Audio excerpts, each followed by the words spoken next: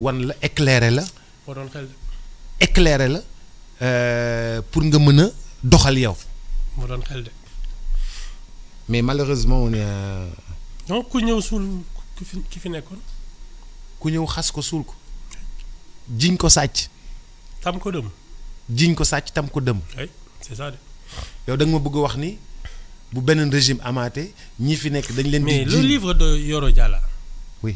xaw ma lan Sisyphe. oui. c'est ça c'est exactement ça. ku ñëw ne kenn ki fi nekkoon moom dara baaxu ci loolu la de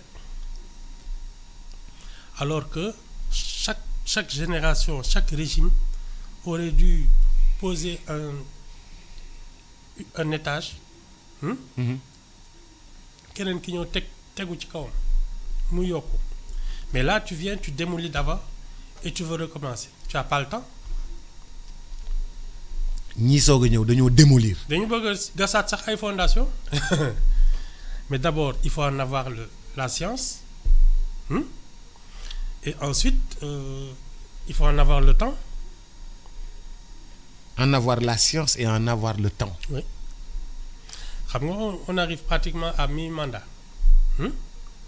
Ibou mandat bi 1 an 6 mois rek lañ defagum de. waaw d'accord. wala 1 an 8 mois. waaw d'accord ci saa waay dara jaaragu fi. on arrive presque à mi-mandat. dégguma inauguration wala pose première pierre. Ibou Macky Sall defar na lépp pour la majorité. lan non la ñuy posé ci ay première pierre.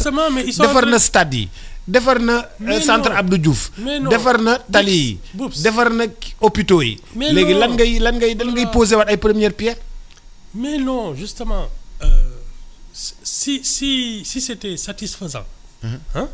Il serait encore là. non mais il s'est pas présenté. Il n'a pas osé. non il s'est pas présenté. Il n'a pas osé. il a osé il s'est pas présenté. est-ce que déglu nga ko ci interview bi. déglu naa ko kay. nee na il avait droit à un 3e mandat. bu déglu naa ko passage boobu nag passage bu neex la et puis affaire bi dafa gudd da ngay déglu ba sa noppi riir. il a dit qu'il avait droit à un autre mandat. xam nee naa la gars yi def nañu ay kii dugal fii génn fële naan premier mandat de 7 ans kii yooyu dof il n'a pas osé. et à la dernière minute xam naa xelam na ko ni mais attends j'ai droit damay rebattre carte yi wokkaat yii ñuy expliquer naan non dëkk bi dafa dara il voulait rentrer dans le jeu c'est pas autre chose et il a sacrifié tout un pays pour ça. comment ça il a sacrifié tout un pays. li mu def kenn xamul lan la boobu reporter des élections amnistier des faits très graves et waaw Ibou fait yooyu dañ koy amnistier. c'est d'une extrême gravité ça ne se pardonne pas. appel à l'insurrection. Ah oui. tentative de destruction. Ah oui. de l'État. Ah oui. ça ne se pardonne pas. non. appel à l'insurrection ça ne se pardonne pas. dans des pays où il y a la peine de mort on te fusille. waaye Ibou yow li ngay wax ëpp na di. li tax y a eu 2 condamnations à mort et exécutions au Sénégal. C'est parce que ils se sont attaqués à des institutions symboles de l'État.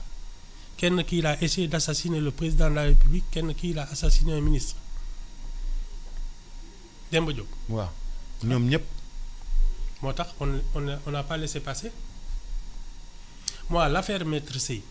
c'était pour man c'était la peine de mort. ceux qui ont fait ça. C'était la peine de mort. On ne touche pas au symbole de la République. Maintenant on a aboli la peine de mort. leneen la ñuy def Ibou Fall. non tu sais Boubs quand tu aspires à tenir des responsabilités aussi graves. Il faut avoir le sens de la République savoir ce que ça représente xam nga lu tax on ne peut pas laisser passer ces choses-là parce que ñun dañ fi bàyyi njaboot ñun ñii suñu caaxaanee ba nos enfants nos petits-enfants et nos arrière-petits-enfants se retrouvent étrangers au Sénégal parce qu'on n'aura rien foutu d'autres vont venir s'emparer de ce pays jël suñuy doom parqué leen comme on a fait aux Indiens ñun ñoo leen di tooñ. yaa ngi suivre ce qui se passe à Gaza. Donald Trump ak. Tony Blair ñu ngi bëgg a teg seen loxo foofu. Voilà. Les gens n'hésiteront pas parce que le Sénégal en plus gis nga fu mu toll. fi mu positionné. nañ ko ni dof. jërëjëf Ibou maa ngi lay gërëm di la sant. waaw ba suba ak jàmm. da nga maa xaw a tiital moo tax moom bàyyi la nga dem rek. demal rek bu yóbboo nga am ay insomnie de.